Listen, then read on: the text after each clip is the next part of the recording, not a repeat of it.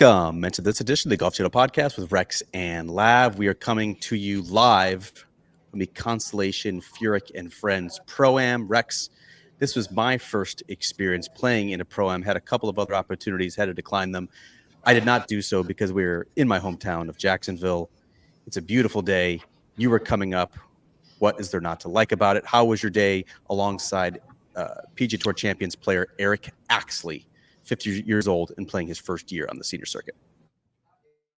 It was so much more enjoyable than I remember this being. And I think I played in one a few years ago at the RSM Classic. And I remember having this conversation with someone about, I don't understand the mind frame of why people want to do this. Because I was nervous. I didn't enjoy the round. I didn't enjoy the company. And it had nothing to do with the pro. It was Charles Howell, who I covered for a long time. I knew him well enough. It was a very, very uncomfortable, nervy situation. Today was completely different. I don't know how you felt. I never really felt nervous. We were out there. We were playing a shamble, if I know this correctly. So it's not as though you had a whole bunch of pressure on you. I will say that being the only one in the group that was getting any strokes at all, I started feeling pressure on the back nine as some of those putts started to count. And even with that, we didn't come anywhere close to winning.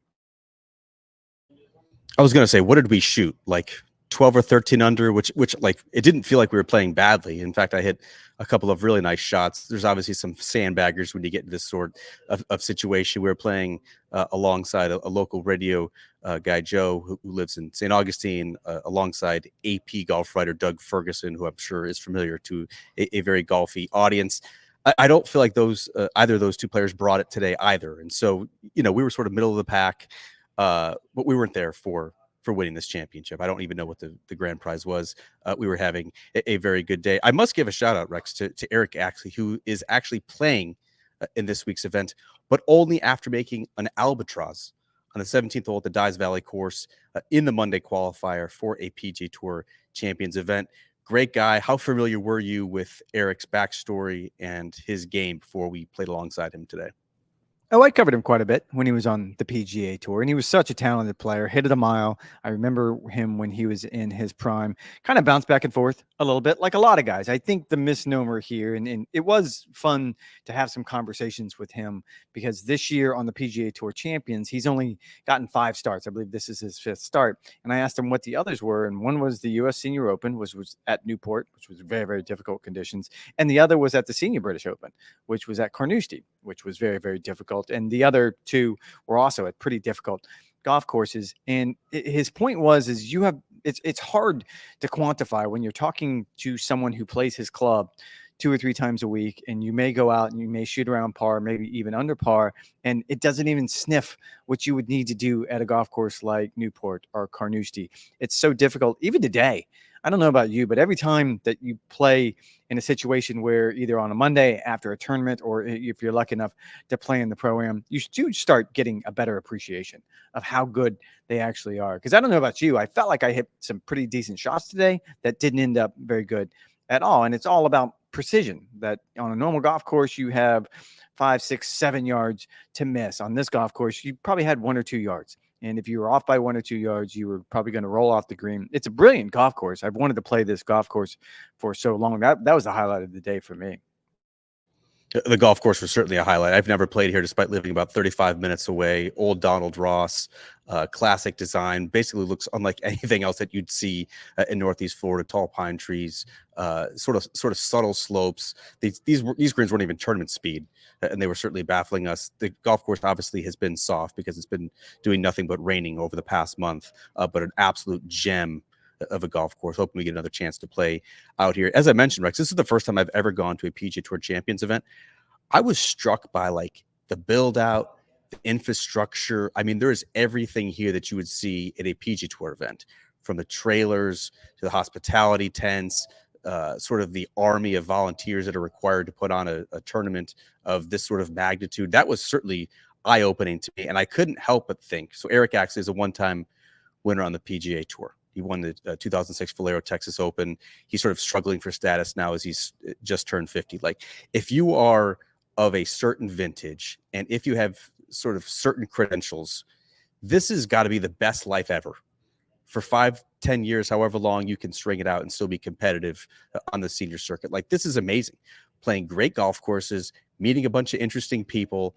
Everything is still tailored to you and for you, just as it was on the PGA Tour. You're playing in front of fans. You're playing like this is gravy street. You're still playing for obviously a decent amount of money as well. I was struck by sort of the grandeur of an event. If you just think that's, I mean, I've covered a bunch of Corn Ferry Tour events. This pales in comparison to what those sort of events are like, and what sort of the ambience is like on the golf course as well. And I think there's also an element, and we saw it from Eric today, and I spoke with a couple players on the range this morning. Davis Love was out there. Jason Bone was out there. They all still love to compete. And I think you can't do this in any other sport. When you're 50-something as a baseball player, either you're a manager or you're a first base coach or you're not in the game at all. You cannot do this in any other sport. And to be able to keep that competitive fire so late. I mean, you look what Langer did. Now, granted, he's the outlier. He's ridiculous, and he's beating Father Time somehow, and he continues to do it. But even if you're right, even if you do it for 5 or 10 years after you've kind of finished up whatever your PGA Tour career added up to, it is fun. And you come to an event like this at an awesome golf course in a really, really good market. And I'm always curious because let's face it, the Players Championship is the jewel of this coast. You live here, you know it better than I do. And yet, you start looking at the infrastructure, and it's clear they're going to get a ton of fans out here this weekend. There's going to be a ton of interest. We're right outside the media center. It's as big as any media center. I'm going to go to the RSM Classic next month, and that's as big as the media center there. So, yeah, I mean, to your point, and as a reporter, you want to show up here because you want to talk to Furyk about last week's President's Cup and what he won. You want to talk to Davis Love about where he is in his season. So I do think there's a lot of interesting elements to it. I certainly agree with that. And just a shout out to the Players Championship. Like, I think that's the best run tournament of the entire year. The amount of fan interest, the amount of attention, the number of people on the ground. Like, if I know everyone wants to go to the Waste Management Phoenix Open because it's happening and you can get drunk or do whatever else you want to do for a couple of days. And that certainly has its appeal as well. If you want to get drunk, go to a really fun golf course and see the best players in the world, like, you come to the Players Championship. Everyone I know goes to the Players Championship for the entire week, has a great time, is a great tournament. It's Constellation Furyk Friends that will be no different.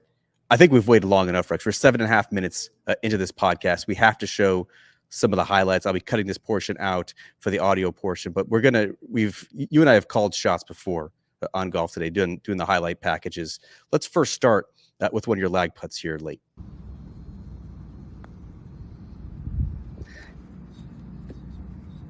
I mean, could have been better. Let's be honest. It could have been better. However, I also want to go back to the idea that I did not do a whole lot on the front nine. Did not feel my swing. Was not playing very well today. But as I realized as we made the turn, me and our friend Joe, the local who was playing with us, we were the only ones getting any strokes. So it seemed like every hole on the back nine, I had a 4-footer or a 3-footer or a 2-footer that meant something. It was usually a 4 for 3. And so I've never grinded so much over putts in my entire life as I did today. Very good point about that one. You were playing to a 15, and I was at a 7. Not sure where Fergie was, but whatever it was. It was not enough. I think the real highlight here, Rex, was this tee shot for me about a 135-yard hole. Took a pitchy wedge, and this happened.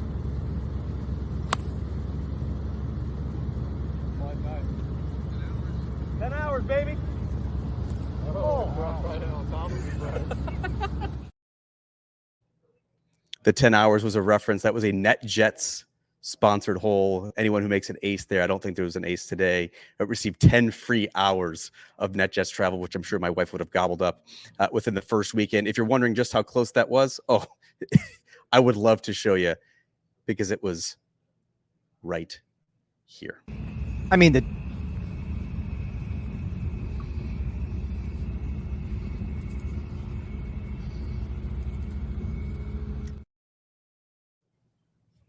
pretty good.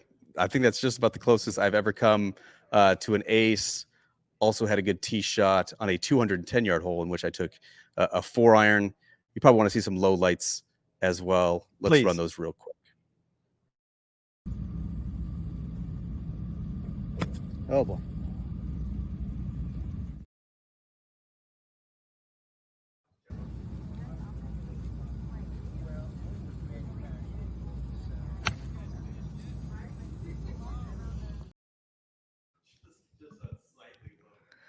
Just unsightly low and left on that one. How about this one?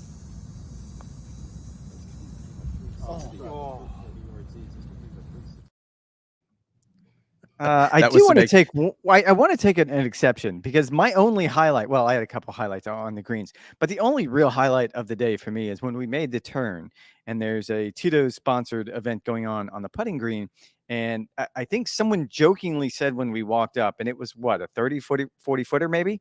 And you got 2 tries at it. And someone apparently jokingly said, well, if you make this, you win a car and a year's supply of Tito's. And I'm really not paying attention. I watch you putt your 2 shots. You left your first putt short, which was embarrassing on so many levels. And then you missed your second one. And I stepped up and made the first one. And for a split second, I wasn't thinking about the car. I was thinking 100% about a year's supply of Tito's and how in the world I could not let my wife know that I was getting a year's supply of Tito's. I first thought it was a lifetime supply. That was the joke that was first. I said, "Wow, that's pretty gracious gift for what was essentially a 30 or 40 footer. Did not break at all. Kudos to you, of course, of the many highlights and lowlights that I captured today.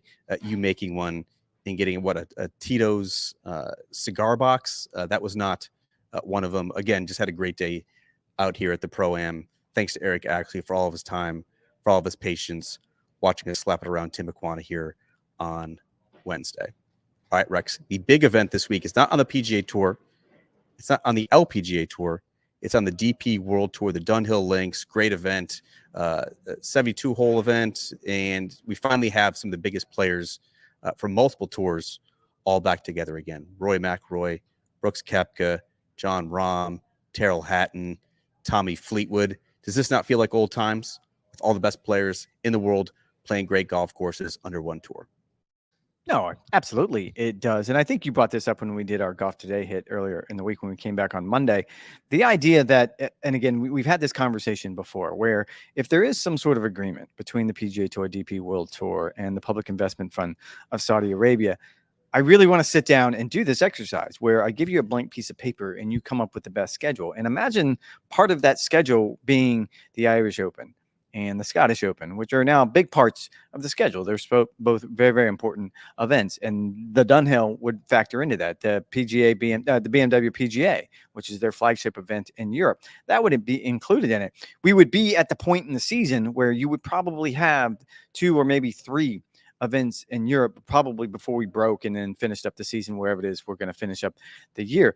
But you look at what's going on this week, and I think you're absolutely right. And again, it comes with a modicum of controversy, if you want to call it that, because Jon Rahm is playing this week, but he's playing this week sort of quote unquote under protest because he didn't want to pay his fines, which I don't quite understand. He seems to drawing a hard line in the sand.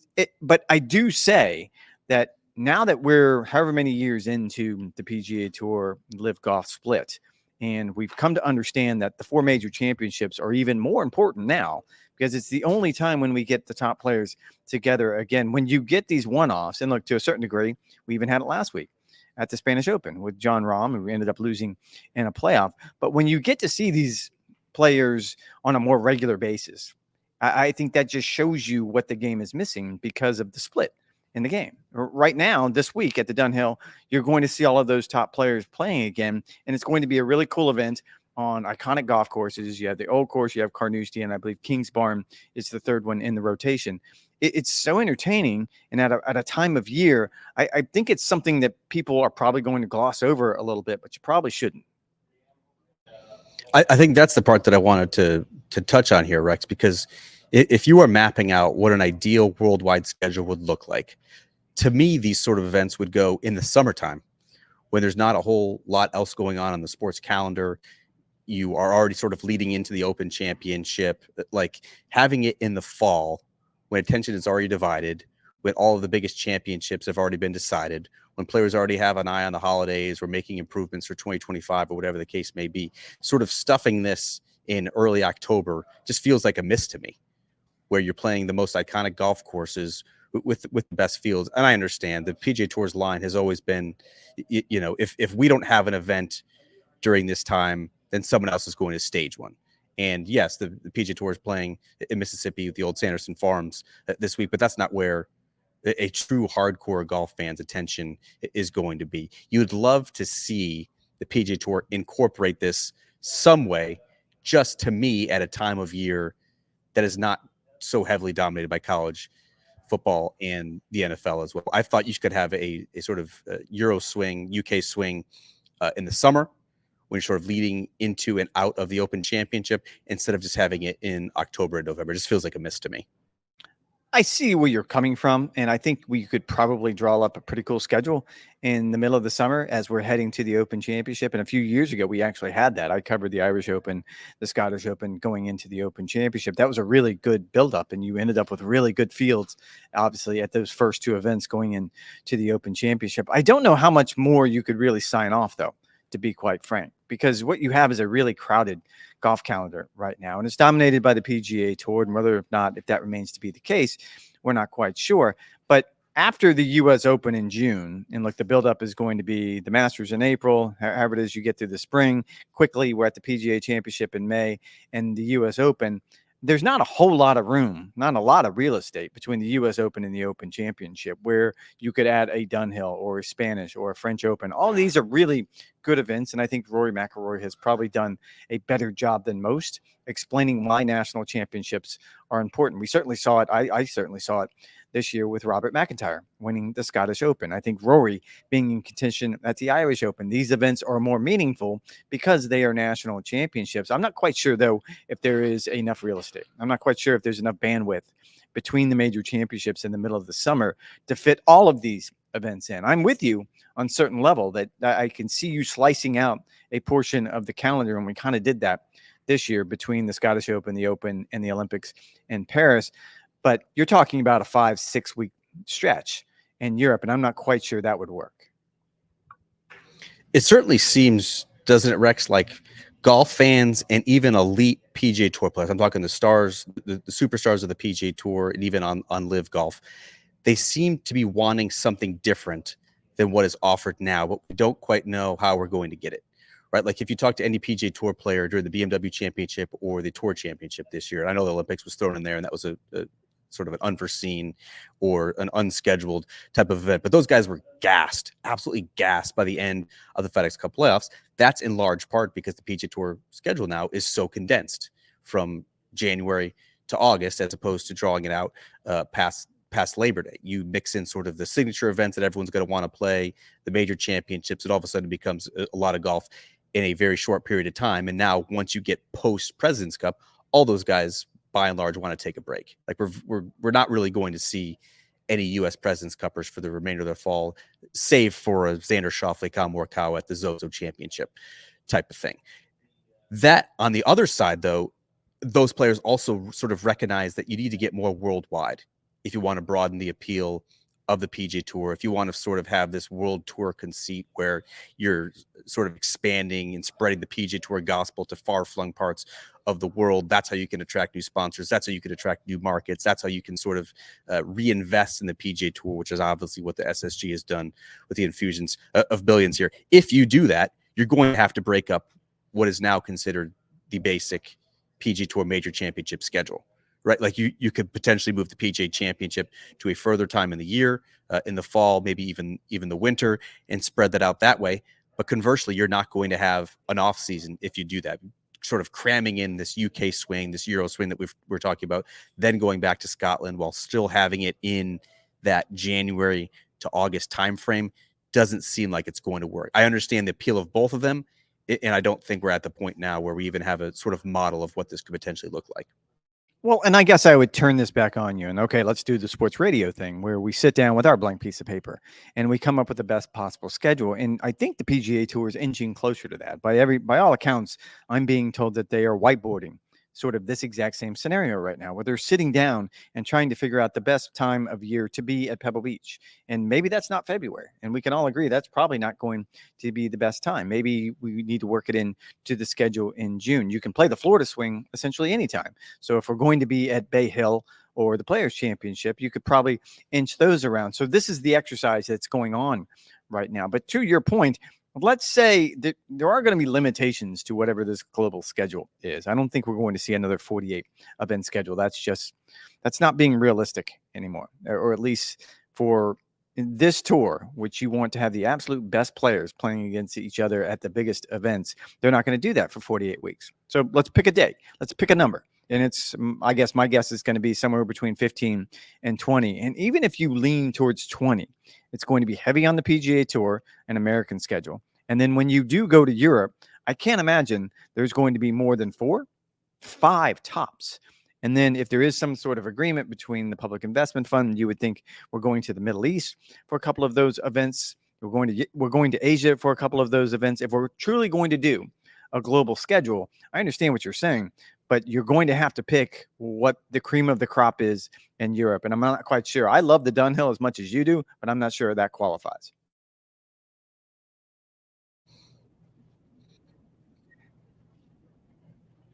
I certainly understand that point. I certainly understand that perspective. And look, Rory McIlroy has been doing this his entire career. He's been an international player playing, being a card-carrying member on both the DP World Tour and the PGA Tour. It would be easy for him to do 4, 5, 6 events internationally and really think nothing of it. That would be a huge sea change for a Scotty Scheffler, Xander Schauffele, a Kyle Morikawa, who maybe mix in 1 or 2 international events throughout their PGA Tour schedule. This would be an entire sea change. It would be an entire philosophy change for those players. That to me seems like the hardest sort of ask for those type of players. Now, I think the benefits would be wide ranging. It's convincing them that this is the best path forward.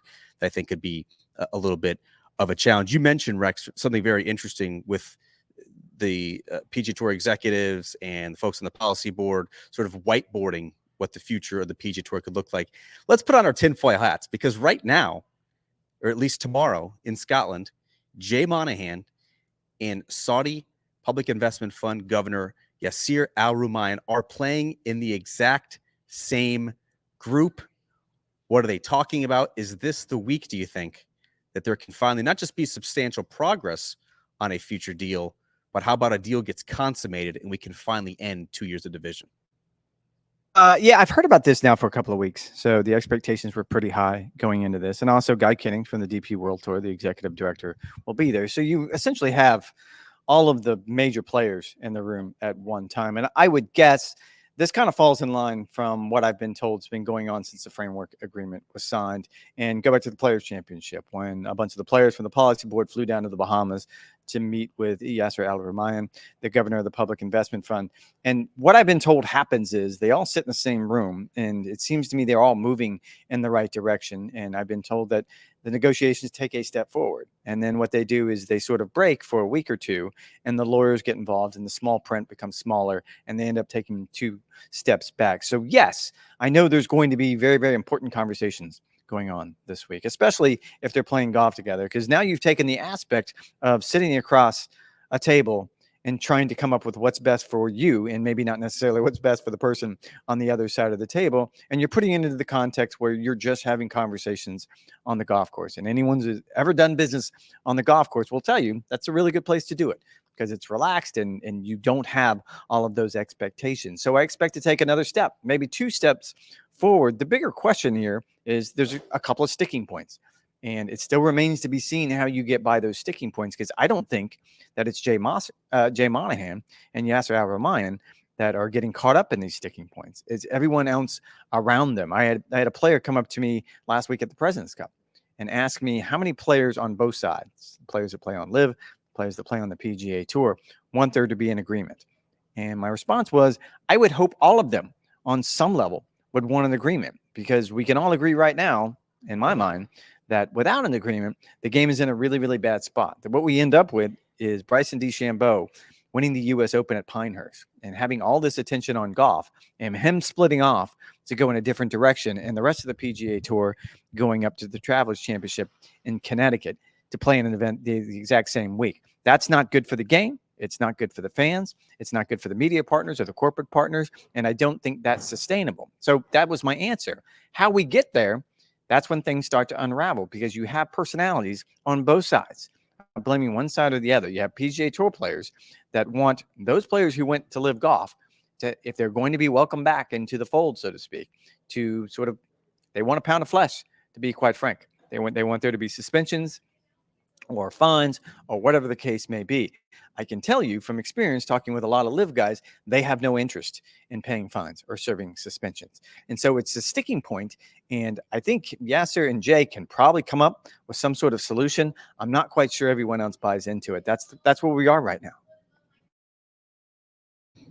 It is interesting too, isn't this is happening on the DP World Tour at St. Andrews, because the DP World Tour by and large has been the forgotten piece of what a potential deal would look like. They're never mentioned. Guy Kinnings is never mentioned as sort of in the room or making any headway on a deal. If you're the DP World Tour, aren't you sitting pretty at this point, Rex? Because if the PGA Tour and the PIF cannot come to a deal, all of a sudden the DP World Tour and Live and the PIF, that relationship could then be consummated in a way that sort of picks up the European Tour. And all of a sudden, 30 years ago, that was a very strong competitor to the PGA Tour. Do you foresee a scenario in which, if that deal falls apart, that the DP World Tour could then unravel its strategic alliance, partner with the PIF, and you have sort of two competing strong tours that way, and all of a sudden the European Tour becomes sort of the worldwide circuit that is now infused with Saudi cash?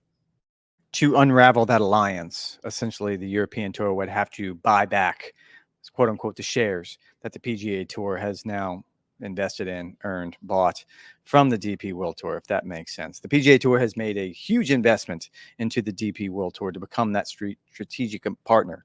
And so to get that back, Jay Monahan has a seat on the board. Like there is no ambiguity here. Jay Monahan and the PGA Tour have a say in what the DP World Tour does going forward. I'm not saying that's impossible, but I think it would be very, very difficult for the DP World Tour to decide, okay, this isn't working out with the PGA Tour. We're going to break off and go in a different direction, because Jay Monahan and the PGA Tour would have a say in that. And I think the perfect example of that is a story that Bob Herrick from ESPN just broke, I think, a week or two ago, where Live Golf and the Public Investment Fund reached out to essentially the DP World Tour and wanted to come up with some sort of deal that, all right, let's stop the fines. Let's stop all of the legal issues that are coming along with players on Live wanting to go back and play the European Tour.